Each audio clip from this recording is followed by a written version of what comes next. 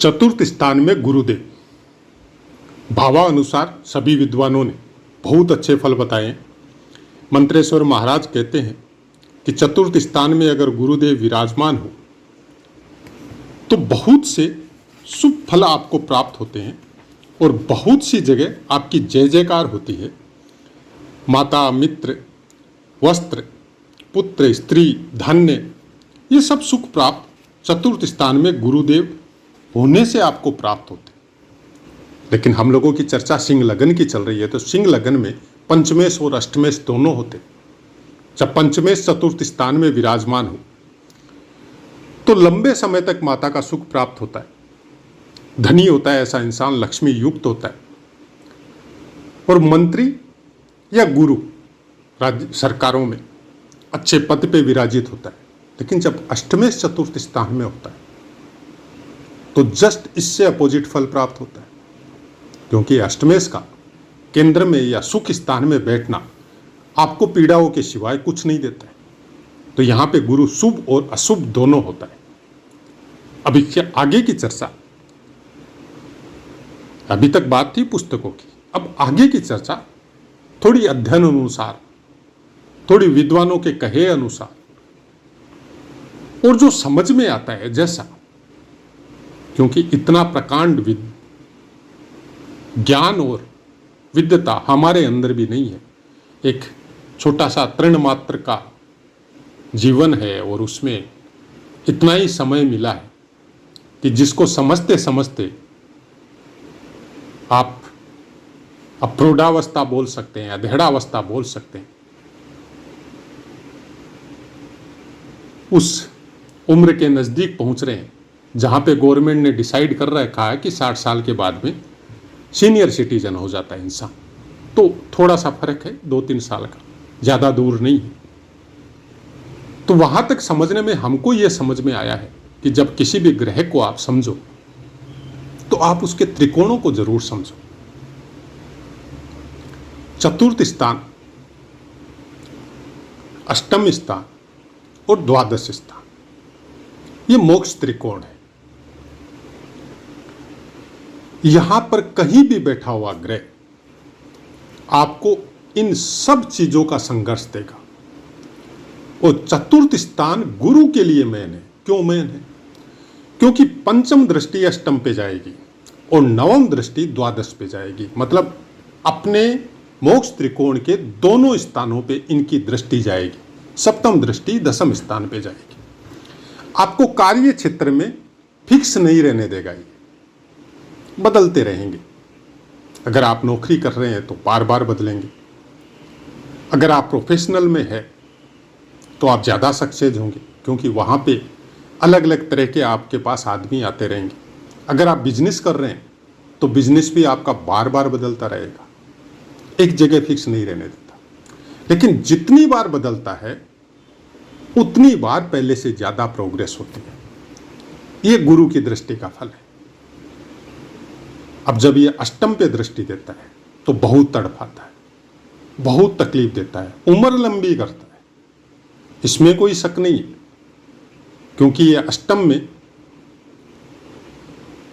अपनी राशि को देखेगा, मीन राशि को, तो वहां पे आपकी उम्र ये जरूर बढ़ाता है। और संघर्ष करते करते, या तो शुरुआत में ही बाकी ग्रहों का अगर योगदान हो तो आपको जल क्षेत्र के नजदीक लेके जाता है। समुद्र का जल हो सकता है, नदियों का जल हो सकता है। धीरे धीरे आपका कार्य क्षेत्र हो सकता है, आपका जन्म स्थान हो सकता है, या फिर जहां पे जन्म हुआ वहां से पूरा परिवार ऐसी जगह में जाके स्थिर हो सकता है जहां पे जल की मात्रा हो और जल का दर्शन, जल में आवागमन, ऐसा आपके साथ हो सकता है। मानसिक टेंशन जरूरत से ज्यादा देगा। क्यों देगा? क्योंकि वो उसने ये प्रारब्ध आपको दिया है कि सब भोगों से निवृत्त करके आपको ईश्वर की तरफ मोड़ेगा, आपको गुप्त ज्ञान की तरफ मोड़ेगा, आपको मंत्र, तंत्र, वेद, पुराण, ज्योतिष, इन सब विद्याओं की तरफ मोड़ेगा। प्रोफेशनल में जाएंगे? कभी नहीं जाएंगे। बाकी ग्रहों का अगर प्लेसमेंट हो तो एक अलग बात है कि पंचम और द्वितीय स्थान में कोई ऐसे ग्रह बैठे हैं कि आप प्रोफेशनल हो जाए, वो एक अलग मैटर करता है, लेकिन गुरु की वजह से नहीं जाएंगे। गुरु का अष्टम में दृष्टि आपको गुप्त ज्ञान, डीप नॉलेज दे सकता है, लेकिन उसको धन में कन्वर्ट नहीं करने देगा, क्योंकि द्वादश पे दृष्टि है उसकी। वो डीप नॉलेज उसको इसलिए प्राप्त होगा कि वो अपनी अंतिम यात्रा, अपने शरीर का क्षय, अपने शरीर का व्यय भगवान की आराधना में निरंतर जप, ध्यान, नाम उसमें चलता रहेगा उसका। ऐसे इंसानों को पहचानना बहुत मुश्किल है। जब भी गुरुदेव चतुर्थ स्थान के पाठ आते हैं तो बराबर आपको बोलते हैं कि गुरु या शुक्र, कोई भी शुभ ग्रह, बिना किसी राग द्वेष के, राग द्वेष मतलब किसी शत्रु ग्रह से दृष्ट हुए बिना, किसी अशुभ ग्रह से दृष्ट हुए बिना अच्छा प्रभाव लेके अगर आपकी कुंडली में विराजमान है, हो सकता है उनकी आर्थिक स्थिति ठीक नहीं हो सकता है वो आपके यहां नौकरी कर रहे हो, लेकिन उनका आशीर्वाद, उनके मन की आशीष आपको सफल बनाएगी। कोई समय था आज के 50 साल पहले तक, जब हम लोगों से पहले वाली पीढ़ी बड़े बड़े व्यापारी बन के बैठे थे, तो वो ये नोट करते थे कि किसी नए आदमी को जब रखते थे तो उसको 6-7 महीना तक नोट करते थे कि ये आदमी आने के बाद में हमारे बिजनेस में बढ़ोतरी हुई या कमी हुई। अगर बढ़ोतरी होती, बिजनेस अच्छा चलता है, तो फिर उसके आखिर तक की, खाली नौकरी की नहीं, उसके लास्ट तक की, उसके परिवार में क्या चल रहा है, किसकी शादी है, घर कैसा है, वो सब चीज की सुरक्षा, वो सब चीज का ध्यान वो उस समय के मालिक रखते थे उस आदमी का।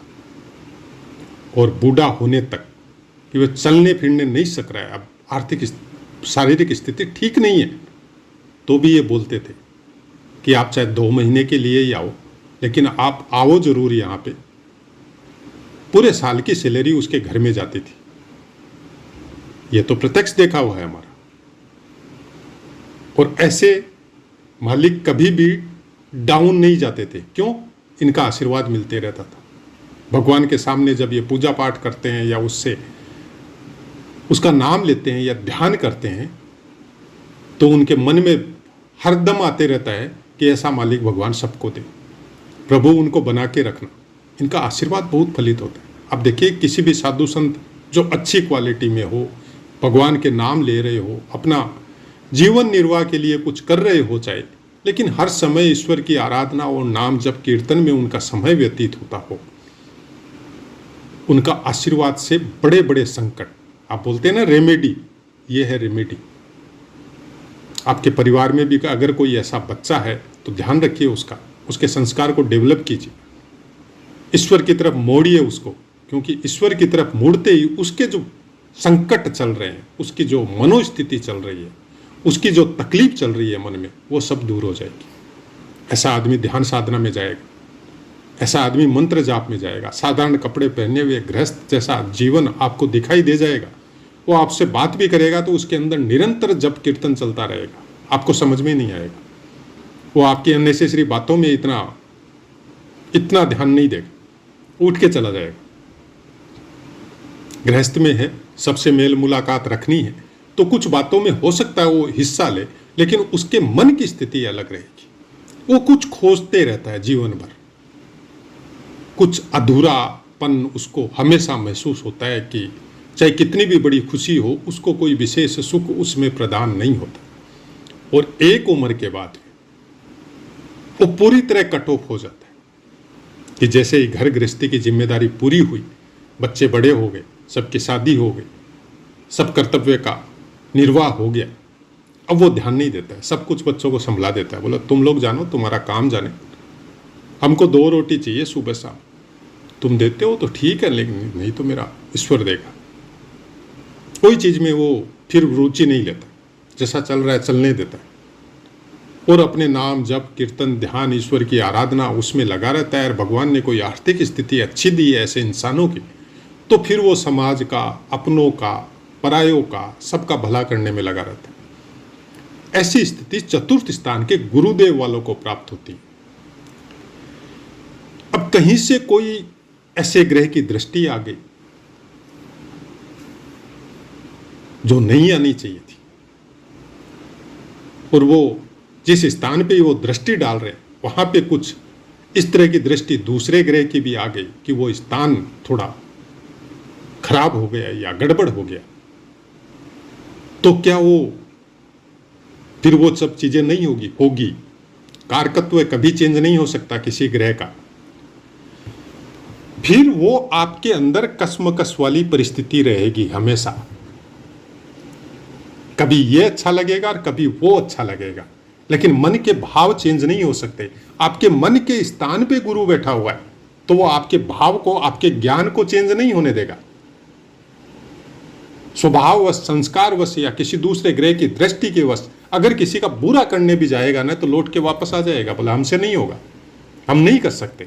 वो बातों में बोल सकता है, वो अपने वाक्यों में बोल सकता है, ये तो 2 मिनट का काम है, कोई भी कर सकता है, लेकिन जब बारी उसकी आएगी करने की और पता चलेगा कि ये गलत है तो वो नहीं करेगा, लौट के वापस आ जाएगा, बोला हमसे नहीं होगा। भाई बोलना अलग बात है और करना बहुत अलग बात है, वो नहीं करेगा। जहां रहेगा वहां के लिए कभी गलत नहीं सोचेगा, जिनके साथ रहेगा वहां के लिए कभी गलत नहीं सोचेगा, और जिसने भी इनका कोई उपकार किया है इनके ऊपर उसको कभी नहीं भूलेगा। और भूलना तो दूर की बात है, ऐसा इंसान समाज के बीच में, सबके बीच में खड़ा होके बाकायदा बोलेगा कि जब हमको जरूरत थी तो यही आदमी खड़ा हुआ था। हो सकता है उसने कुछ नहीं किया, लेकिन यही आदमी आके खड़ा हुआ था और बोला था तुम चिंता मत करना, हम है, कोई भी चीज की जरूरत हो तो बोलना। इतना सा उपकार भी वो नहीं भूलेगा उस आदमी का। इतना बोलना भी उसके लिए बहुत बड़ी बात है कि जिस समय कोई नहीं आया समाज का तो ये इंसान आया था, उसको जिंदगी भर नहीं भूलेगा वो। ऐसे इंसान कृतज्ञ होते हैं, कृतज्ञ नहीं होते। वर्तमान समय कृतज्ञों से भरा पड़ा है। आप किसी का कितना भी उपकार कर दो, उनको कोई परवाह नहीं है, वो कभी कृतज्ञ होते ही नहीं है किसी के लिए। लेकिन ऐसे इंसान होते हैं। गुरु का इफेक्ट आपकी कुंडली में कैसा है यह आपको सोचना है। अगर चतुर्थ स्थान में बैठा है, ऐसी चीजें आपके साथ नहीं हो रही है, तो फिर यह आपको समझना पड़ेगा कि कौन से ग्रह की दृष्टि कौन कौन से स्थान पे जा रही है। कहीं गुरु के ऊपर किसी की कोई गलत दृष्टि तो नहीं जा रही है, किसी गलत ग्रह से दृष्टि या उनके साथ युति बना के तो नहीं बैठे। गुरु कैसे बलवान होगा? ईश्वर की पूजा करने से, साधु संतों का आशीर्वाद लेने से, मंदिर में नियमित रूप से जाने से। अब सोचते हैं कि हम 2-3 महीना जाके आए, हमको कोई फायदा नहीं हुआ। कितने जन्मों का संस्कार लेके आप इस जन्म में मनुष्य जीवन आपको मिला है, और आप 2-3 महीना वो भी बिना भाव के केवल गुरु को ठीक करने के लिए गए। आप क्या सोचते हैं ठीक हो जाएगा? कभी नहीं होगा। सबसे पहले अपनों के साथ धर्म पूर्वक आचरण करना पड़ेगा, अपने मन के भावों को ठीक रखना पड़ेगा। उसके बाद में मंदिर है, उसके बाद में पूजा पाठ है।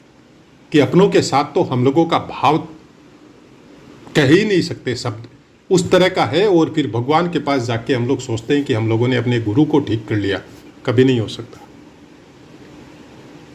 तो ऐसा ही है हमारा समझाने का तरीका, और हम खुद ऐसे ही समझते हैं कि हमको गुरु ग्रह को ठीक करना है तो हम ज्योतिष शास्त्र का अध्ययन करेंगे, हम वेद पुराणों का अध्ययन करेंगे, हम अपने पूर्वजों की बातों को श्रवण करेंगे या समझेंगे कि वो हमको ये चीज़ के लिए मना किया था तो किस लिए मना किया था, पहले तो वो समझेंगे।